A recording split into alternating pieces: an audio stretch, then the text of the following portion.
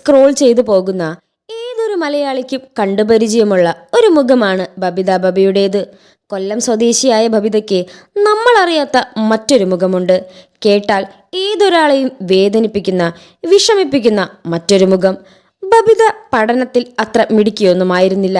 മറിച്ച് നൃത്തത്തിലും അഭിനയത്തിലുമായിരുന്നു ബബിതയുടെ താല്പര്യം.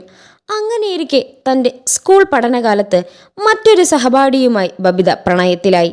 തൻ്റെ 18-ാം വയസ്സിൽ നാട്ടുകാരെയും വീട്ടുകാരെയും എല്ലാം ഉപേക്ഷിച്ച് ഒളിച്ചോടിപ്പോയി ബബിത അദ്ദേഹത്തിനൊപ്പം വിവാഹം കഴിച്ചു. വീട്ടുകാർക്കും ബന്ധുക്കാർക്കുമൊന്നും യാതൊരു താല്പര്യവുമില്ലാതെ നടന്ന ആ വിവാഹം പിന്നീട് അങ്ങോട്ട് കുറേ കാലത്തേക്ക് മുന്നോട്ടു പോയി. അങ്ങനെ അവളുടെ 22-ാം വയസ്സിൽ അവൾ 2 കുട്ടികളുടെ അമ്മയായി. നല്ലൊരു ജീവിതം പ്രതീക്ഷിച്ച് കൂടെ ഇറങ്ങിച്ചെന്ന ബബിതയ്ക്ക് ഭർത്താവിൽ നിന്നും ഏൽക്കേണ്ടി വന്നത് ക്രൂര പീഡനമാണ്. ദിവസവും മദ്യപിച്ചെത്തുന്ന ഭർത്താവ് ബബിതയെ ഉപദ്രവിക്കാൻ തുടങ്ങി.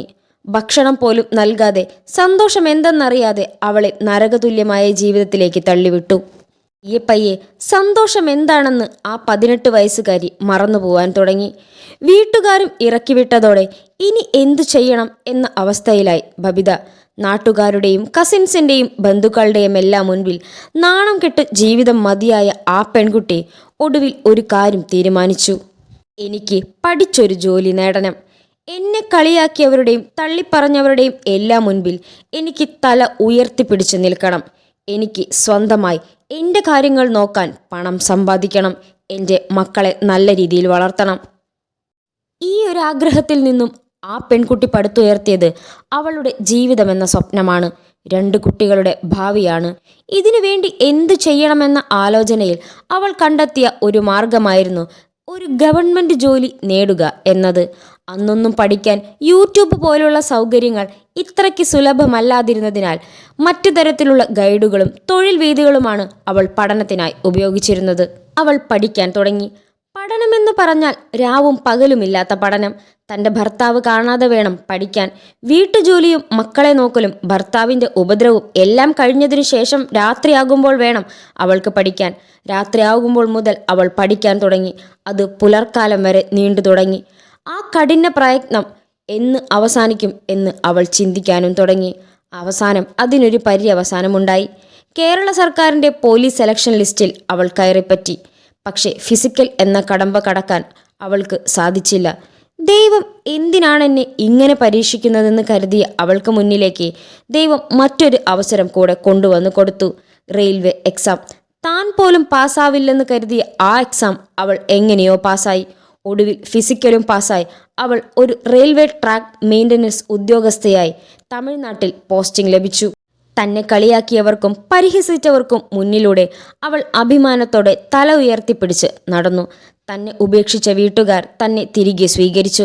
ഭർത്താവിൻ്റെ കൂടെ ഇനിയൊരു ജീവിതം വേണ്ടെന്നുറപ്പിച്ച ബബിത ആ വീട്ടിൽ നിന്നും തൻ്റെ 2 മക്കളെയും കൂട്ടി എന്നേക്കുമായി പടിയിറങ്ങി. എൻ്റെ ജീവിതത്തിൽ ഇനി പ്രത്യേകിച്ചൊന്നും സംഭവിക്കാനില്ല എന്ന് ബബിത കരുതിയിരിക്കുന്ന സമയത്താണ് ഇങ്ങനെയൊരു കാര്യം കൂടി ബബിതയുടെ ജീവിതത്തിൽ നടക്കുന്നത്. ബബിത ജോലി ചെയ്യുന്നതിൻ്റെ ഇടവേളകളിൽ യൂട്യൂബ് വീഡിയോസ് ഉണ്ടാക്കാൻ തുടങ്ങി. എന്തിനേറെ പറയുന്നു, കേരളക്കര ഒന്നാകെ ബബിതയുടെ കണ്ടന്റുകൾ കണ്ട് ഇഷ്ടപ്പെടാൻ തുടങ്ങി. സബ്സ്ക്രൈബേഴ്സ്, വ്യൂസ്, ലൈക്ക് എന്നിവ കൂടി വന്നു. 1 മില്യൺ യൂട്യൂബറായി ബബിത മാറാൻ അധികം സമയം വേണ്ടി വന്നില്ല. അങ്ങോട്ട്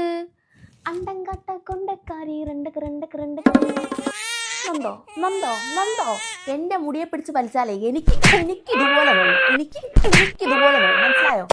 സ്വന്തമായൊരു വീട് എന്ന സ്വപ്നം ബബിത ഈയിടെ നിർവഹിച്ചു. ഇപ്പോൾ 16 ലക്ഷം ഫോളോവേഴ്സുള്ള യൂട്യൂബറാണ് ഈ പെൺകുട്ടി. ജീവിതം നമുക്ക് നൽകുന്ന അവസരങ്ങൾ നല്ല രീതിയിൽ വിനിയോഗിച്ചാൽ നമുക്കും ഇതുപോലൊരു ലൈഫ് കെട്ടിപ്പടുക്കാം എന്ന ഉത്തമ ഉദാഹരണമാണ് ബബിതയിലൂടെ ബബിത കാണിച്ചു തരുന്നത്. തോൽവികളിൽ മനം നൊന്ത് ജീവിതത്തെ പഴിക്കാതെ അതിൽ നിന്നും കരകയറാൻ ശ്രമിക്കുക. നമ്മൾക്ക് ഓരോരുത്തർക്കും ഇതും സാധ്യമാകും. ബബിതയ്ക്ക് സാധ്യമായ കാര്യം ലോകത്തിലെ എല്ലാവർക്കും സാധ്യമാകുന്നതാണ്. വീണ്ടും അടുത്തൊരു വീഡിയോയിൽ കാണുന്നവരെ ടാറ്റാ ബബായ്. വീഡിയോ ഇഷ്ടപ്പെട്ടാൽ ലൈക്ക് ചെയ്യാനും സബ്സ്ക്രൈബ് ചെയ്യാനും ഷെയർ ചെയ്യാനും മറക്കരുത്. വീണ്ടും അടുത്തൊരു വീഡിയോയിൽ കാണുന്നവരെ ടാറ്റാ ബബായ്.